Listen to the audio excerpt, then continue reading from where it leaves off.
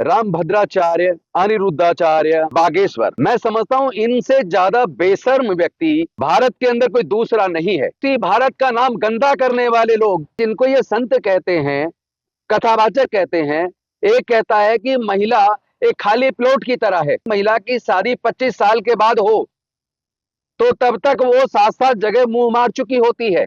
ये रामभद्राचार्य केवल आंखों से अंधे नहीं है, ये दिमाग से भी अंधे हैं। मानसिक विकलांगता है इनमें।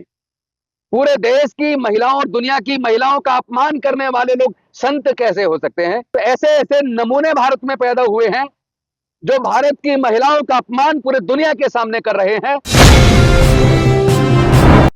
साथियों, अभी आपने देखा भारत के अंदर कई लोग जिनको कुछ लोग संत कहते हैं और कुछ लोग जगत गुरु शंकराचार्य कहते हैं, तो अलग अलग प्रकार के नाम से पुकारते हैं। उनमें मुख्य रूप से रामभद्राचार्य, अनिरुद्धाचार्य और बागेश्वर, मैं समझता हूं इनसे ज्यादा बेशर्म व्यक्ति भारत के अंदर कोई दूसरा नहीं है। एक तरफ भारत में कितनी महान महिलाओं को पैदा किया, राजमाता जिजाऊ, अहिल्याबाई होलकर, झलकारी बाई, उदा देवी पासी, सावित्रीबाई फूले, फातिमा शेख, माता भीमाबाई, माता रमाबाई और वीरांगना बहन फूलन देवी और बहन मायावती, सरोजनी नायडू, एक से बढ़कर एक वीरांगना इस देश के निर्माण में अपनी भूमिका निभाने वाली एक से एक माताओं को, बहनों को पैदा किया है इस भारत ने। लेकिन उसी भारत का नाम गंदा करने वाले लोग उस भगवा को पहन रहे हैं जो भगवा तथागत बुद्ध के चीवर का कलर है। तो तथागत बुद्ध के चीवर के कलर को भी इन्होंने भगवा को चुरा कर अपना बना लिया।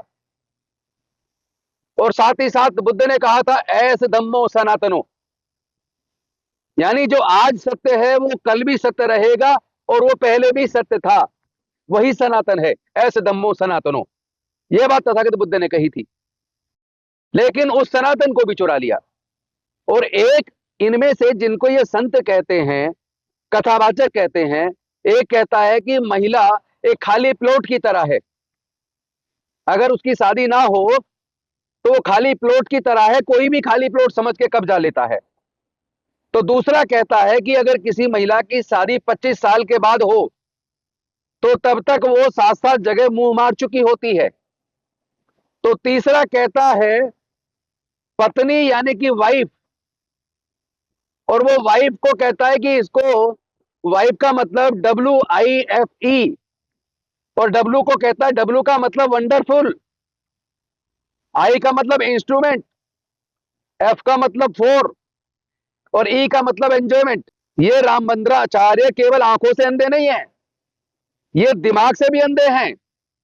मानसिक विकलांगता है इनमें। पूरे देश की महिलाओं और दुनिया की महिलाओं का अपमान करने वाले लोग संत कैसे हो सकते हैं? और मुझे तो देख इस बात का है कि जिस सुप्रीम कोर्ट या हाई कोर्ट को सुओ मोटो कार्रवाई करनी चाहिए, उस पर कोई कार्रवाई अभी तक नहीं की। और भारतीय महिला आयोग की चेयरपर्सन जो कभी कभी तो बहुत हल्के मुद्दों पर भी रोड पे उतर आती हैं और महिलाओं के इतने अपमान करने वाले तथाकथित साधुओं के खिलाफ उनकी ये घोर चुप्पी बेहद शर्मनाक है।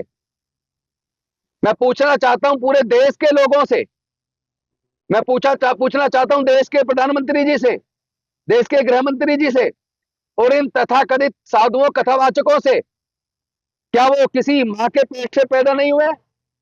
क्या वो आसमान से उतरे हैं? हाँ, एक व्यक्ति ने तो कहा था कि मैं बायोलॉजिकल नहीं हूं।